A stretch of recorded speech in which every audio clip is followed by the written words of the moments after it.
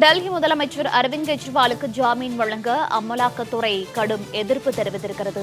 டெல்லி மதுபான கொள்கை முறைகேடு வழக்கு தொடர்பாக முதலமைச்சர் அரவிந்த் கெஜ்ரிவால் அமலாக்கத்துறையால் கைது செய்யப்பட்டு நீதிமன்ற காவலில் இருக்கும் நிலையில் டெல்லி முதலமைச்சர் அரவிந்த் கெஜ்ரிவாலுக்கு ஜாமீன் வழங்க அமலாக்கத்துறை கடும் எதிர்ப்பு தெரிவித்திருக்கிறது. கெஜ்ரிவாலுக்கு இடைக்கால ஜாமீன் வழங்க எதிர்ப்பு தெரிவித்து உச்சநீதிமன்றத்தில் அமலாக்கத்துறை பிரமாண பத்திரம் தாக்கல் செய்திருக்கிறது. விவரங்களோடு செய்தியாளர் ஆண்டன் இணைப்பில் இருக்கிறார். ஆண்டன் வணக்கம். டெல்லி முதலமைச்சர் அரவிந்த் கெஜ்ரிவாலுக்கு ஜாமீன் வழங்க அமலாக்கத்துறை எதிர்ப்பு தெரிவித்திருக்கிறது. வழக்கு தொடர்பான முழு விவரங்கள். அதாவது ஏற்கனவே அமலாக்கத்துறை உச்சநீதிமன்றத்தில் கடுமையான எதிர்ப்பு தெரிவித்திருந்தது. அரவிந்த் கெஜ்ரிவால் தற்பொழுது தேர்தலுக்காக இடைக்கால ஜாமீன் வழங்கக்கூடாது என்று ஏற்கனவே உச்சநீதிமன்றத்தில் அமலாக்கத்துறை எதிர்ப்பு தெரிவித்திருந்தது.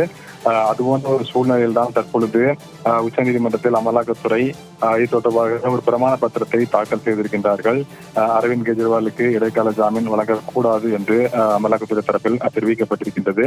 இது ஒரு அடிப்படை உரிமை கிடையாது. தேர்தலுக்கு பிரச்சாரம் மேற்கொள்வது என்பது ஒரு அடிப்படை உரிமை கிடையாது, இல்ல சட்ட ரீதியான உரிமை கிடையாது என்று உச்சநீதிமன்றத்தில் அமலாக்கத்துறை தனது இந்த பிரமாணத்தின் மூலமாக தெரிவித்திருக்கின்றது.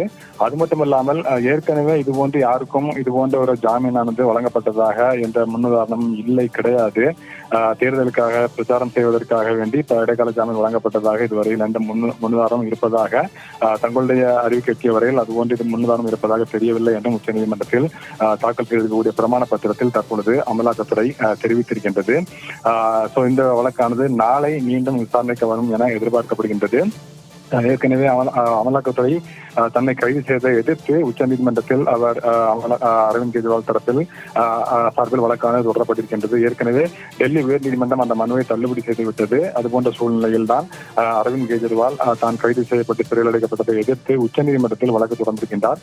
அந்த வழக்கு தான் உச்சநீதிமன்றத்தில் தற்பொழுது விசாரணை நடைபெற்றுக் கொண்டிருக்கின்றது. அதுபோன்ற ஒரு சூழலில் நீதிபதிகள் இந்த வழக்கு விசாரணை நடைபெற்றுக் கொண்டிருக்கும் பொழுது நீதிபதிகள் திடீரென அரவிந்த் கெஜ்ரிவாலுக்கு தேர்தலுக்காக வேண்டி ஏன் இடைக்கால ஜாமீன் வழங்கக்கூடாது என்று ஒரு கேள்வி எழுப்பினார்கள். அதனைத் தொடர்ந்து தான் வாதங்களை முன்வைக்குமாறு நீதிபதிகள் கூறியிருந்தார்கள். அந்த அடிப்படையில் அமலாக்கத்துறை ஏற்கனவே நடைபெற்ற விசாரணையின் பொழுதும் உச்சநீதிமன்றத்தில் அரவிந்த் கெஜ்ரிவாலுக்கு ஜாமீன் வழங்குவதற்கு மிக கடுமையான எதிர்ப்பு தெரிவித்திருந்தது.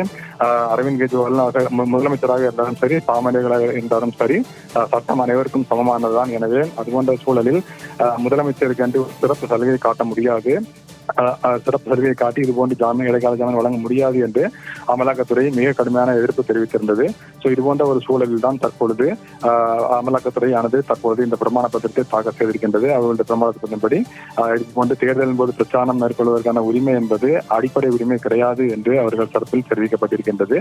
இதனைத் தொடர்ந்து உச்சநீதிமன்றம் இந்த வழக்கில் என்ன உத்தரவு பிறப்பிக்கிறது, இடைக்கால ஜாமீன் தொடர்பான மனுவில் என்ன உத்தரவு பிறப்பிக்கின்றது என்பதை நாம் பார்க்க வேண்டும். வழக்கு நாளை மீண்டும் விசாரணைக்கு வரும் என எதிர்பார்க்கப்படுகின்றது. மோனிகா, வழக்கு தொடர்பான விவரங்களை வழங்கியமைக்கு நன்றி ஆண்டன்.